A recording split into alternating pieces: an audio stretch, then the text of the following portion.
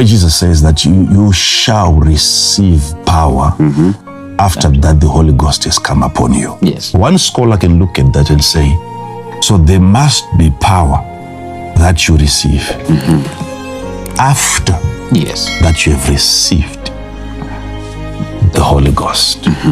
In another scholar like myself, I bring in a different perspective. That's the one we want. Okay. It's easier for someone to believe that after you have received the Holy Ghost, you shall, because if you look at the sequence there of events, you can see that the way that Jesus said it, you receive power after that the Holy Ghost has come upon you.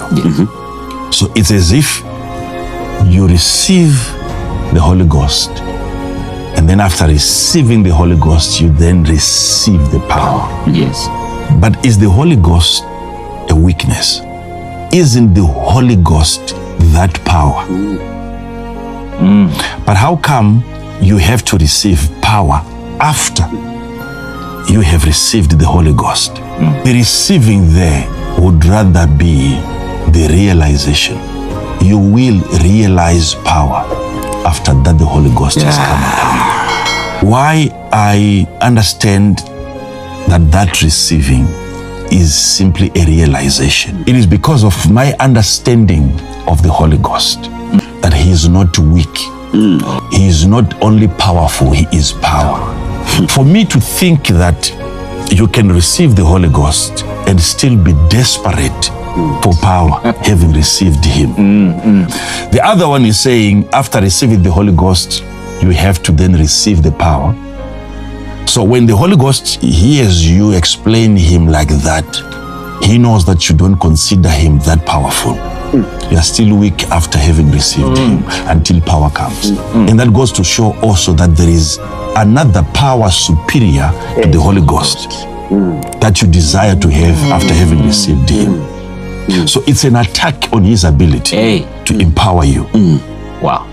So my approach becomes better. Yes. You shall realize power.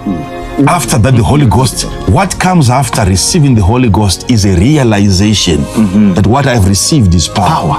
Wow. This idea of receiving, you might think it's a thing that comes after you have received the Holy Ghost. But what is the Holy Ghost? And should you be praying and asking God for another power, having received the Holy Ghost? So what is his purpose then, if he is not that power, if he is not that ability?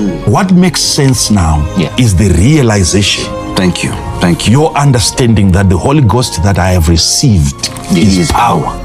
And then you begin to see manifestation of power, not because you are now receiving power, you have received power. What you're doing now is to realize.